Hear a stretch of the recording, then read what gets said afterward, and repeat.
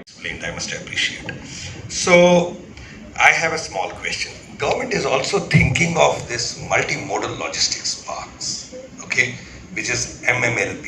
I don't know if anybody's heard. That is making a few hubs in big cities, okay, do away with these hassles which सब इधर देखिएगा।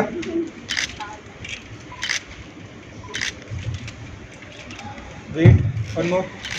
Sir आप थोड़ा सा इधर हो जाइए, हल्का से आगे आ जाइएगा। थोड़ा आप आगे आ सर, जाओ आप भी नहीं आ रहे, थोड़ा भाई साहब, थोड़ा आगे आना सर। कवर करना है जी सर, थोड़ा सा आगे आ जाना। ये लोग आगे चढ़ जाएंगे तो थोड़ा सा पीछे आ जाओ, पीछे। What we used to do, we had sales and then operational planning.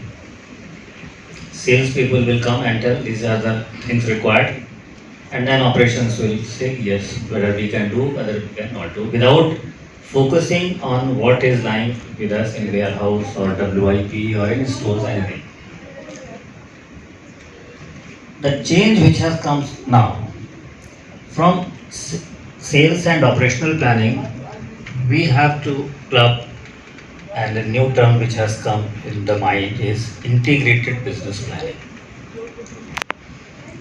Integrated business planning is nothing else but, which all of you know, when we have any order and we put in our system or ERP or whatever, then it gives me exact picture. This many and 2 numbers are lying in WIP, 3 numbers are lying under rework store also.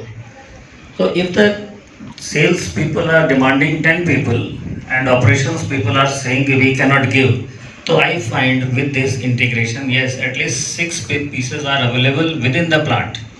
That 6 pieces can be converted into good production, and we can meet at least 50% requirement of.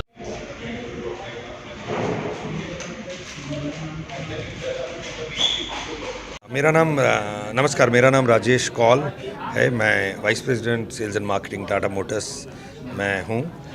तो ये एक बड़ा ही special अवसर है आज, जब और मेरा हार्दिक रूप से बहुत खुशी हो रही है कि आज लेट श्री जयकरण शर्मा जी का यहाँ पे लाइफ टाइम और award in a way, you know, logistics man of the India, ये अवार्ड देने में। और ये स्पेशल ओकेजन इसलिए है क्योंकि शर्मा जी जो, जैसे हम उनको जानते थे, वो हमेशा थोड़ा फ्यूचर का सोचते थे। मतलब आज अगर हम ट्रांसपोर्ट सॉल्यूशन की बात करें तो उन्होंने ये 10 साल पहले सोचा था कि आने वाली टाइम पे ट्रांसपोर्ट इंडस्ट्री में, लॉजिस्टिक्स इंडस्ट्री में ज़रूरतें कैसे बदलेंगी।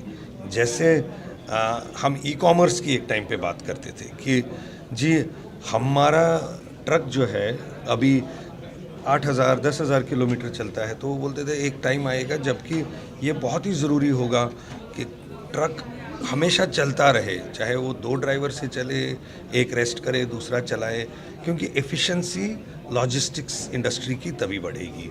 और मैं यहाँ तक इतना बेहद खुश हूँ कि ये सब आज सच्चाई में तब्दील हो रहा है। जैसे for example power to weight ratio, अगर आप एक ट्रक देखिएगा, ट्रक में ज़्यादा पावर वाली गाड़ियाँ जिससे ड्राइवेबिलिटी अच्छी हो, ट्रक में कंफर्ट अच्छा हो कैबिन में ताकि ड्राइवर की सुविधा दी जाए, ट्रक में सेफ्टी ज़्यादा हो।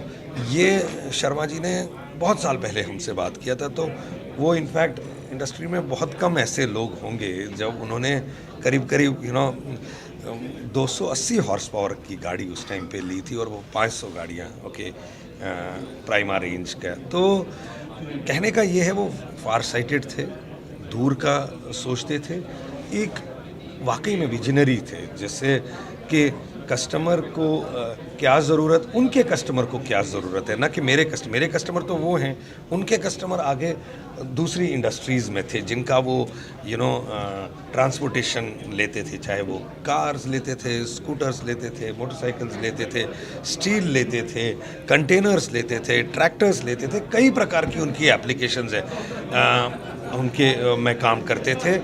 और अच्छा लग रहा है कि ये सब आज रियलिटी में तब्दील हो रहा है। अच्छा लग रहा है आज देख के यहाँ पे जो अभी मैं सुन रहा था सब उनकी लेगेसी को कैसे आगे ले जा रहे हैं। बहुत कठिन है उनके लिए, क्योंकि देखिए हमेशा इन्वॉल्व रहना पड़ेगा, और इन्वॉल्व नेम से एक नहीं, दिल से पैशनेटली इन्वॉल्व है। वो बहुत पैशनेट आदमी थे, जो भी काम करते थे दिल से करते थे। He was very outspoken.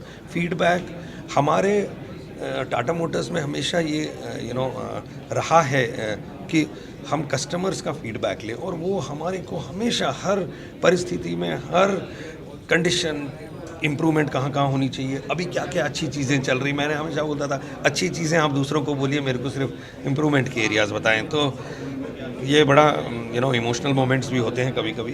तो और बहुत अच्छा लग रहा है उनको ये अवार्ड देके। बहुत बहुत धन्यवाद, थैंक यू सो मच। मेरा नाम मुकेश हरितश है। आज का जो ये अवार्ड उनको मिला है द मैन ऑफ लॉजिस्टिक्स, इस अवार्ड को हम बहुत ही उत्साहित हैं कि, और हम खुश भी हैं कि उनको इंडस्ट्री ने उनको रिकॉग्नाइज़ किया और उनको ये अवार्ड दिया आज। ये हमारे लिए जैसे बोला कि बहुत कठिन होगा इस लेगेसी को जो उन्होंने आज हमें इस मुकाम पर लेके आए, उसके लिए हमें काफ़ी नई नई टेक्नोलॉजी को अडेप्ट करना पड़ेगा। उसके साथ साथ जैसे मैं बोला, बहुत सावधानी और कैलकुलेटिव रिस्क भी लेना होगा, जिसकी वजह से हम इस ग्रुप को, जो क्षेत्र के यहाँ पर आज लॉजिस्टिक्स यहाँ पहुँचा है, उसको आगे ले जाने के लिए चेंज और अडेप्शन और इंटीग्रेशन की जो बात अभी फोरम में भी हुई, सभी लोगों ने इसके बारे में बोला। तो ये तीनों चीज़ें जो हैं बहुत ज़रूरी हैं किसी भी संस्था को, ऑर्गेनाइजेशन को ऊपर लेके जाने के लिए। तो उसके लिए हमने जो उनके जो विज़न था, उनके जो हमारे डायरेक्शन थी, उनकी हमारे लिए जो उन्होंने हमें सिखाया, और जो उन्होंने हमें एक बताया कि कैसे आप एक डिस्ट्रप्शन के अंदर अपनी कंपनी को आगे लेके जा सकते हो, यदि आप उस डिस्ट्रप्शन में, उस तकलीफ़ के समय में आप अपने लिए अपॉर्चुनिटीज़ को ढूंढेंगे। तो ये सब उन्होंने जो हमें समझाया, जो उन्होंने हमें एक गुरु की तरह हमें शिक्षा दी, उस चीज़ को हम आगे समझते हुए और आगे इस नई नई तकनीकों का उपयोग करके हम इस क्षेत्र को आगे लेके जाना चाहते हैं। मैं एक बार फिर धन्यवाद देना चाहूँगा हैडन ग्रुप का, ग्लोबल ग्रुप का, जिन्होंने हमारे फादर को ये जो अवार्ड हमें दिया, समर्पित किया उनको, उनकी लॉजिस्टिक्स की सेवाओं के लिए धन्यवाद। दीप जी, आपने ये जो इवेंट ऑर्गेनाइज किया, इसका क्या बैकग्राउंड है, और स्पेशली जो logistics man of the year award मिला जेके शर्मा जी को, उसके बारे में कुछ कहो। ये इन्फ्लेक्शन फोरम है, ये हमारा 55th फोरम है, जिसमें हम logistics, warehousing, supply chain leaders को रिकॉग्नाइज़ करते हैं, अवार्ड देते हैं, उनका थॉट्स सुनते हैं। और ये फोरम, आज का जो फोरम था, all about logistics and warehousing है। बट इंडिया के logistics and warehousing leaders ने आके आज यहाँ बात करी, अपने थॉट्स शेयर करे, क्या वो फ्यूचर में काम करेंगे। और जेके शर्मा जी इंडिया के एक बहुत बड़े लॉजिस्टिक्स प्लेयर थे। उन्होंने लॉजिस्टिक्स इंडस्ट्री को खड़ा किया है, पूरी ऑटो लॉजिस्टिक्स को खड़ा किया है, और सिंगल जनरेशन उन्होंने ये खड़ा किया है। And he was very good man, he was very Payas man, he used to work for the welfare of the drivers. I'm sure that's why the kind of work he has done, उन्होंने जो काम किया industry के लिए, वो इतना बड़ा था कि इंडस्ट्री लीडर्स की ज्यूरी ने उनको रिकॉग्नाइज़ किया man of logistics of the India. और ये पॉस्टमस अवार्ड है, तो ये बहुत बड़ा अवार्ड है। और जो उन्होंने पूरी जीवन संघर्ष किया और पूरे जीवन एक लॉजिस्टिक्स इंडस्ट्री बनाई, ये उसका रिकॉग्निशन है इंडस्ट्री की तरफ से उनको। Thank you.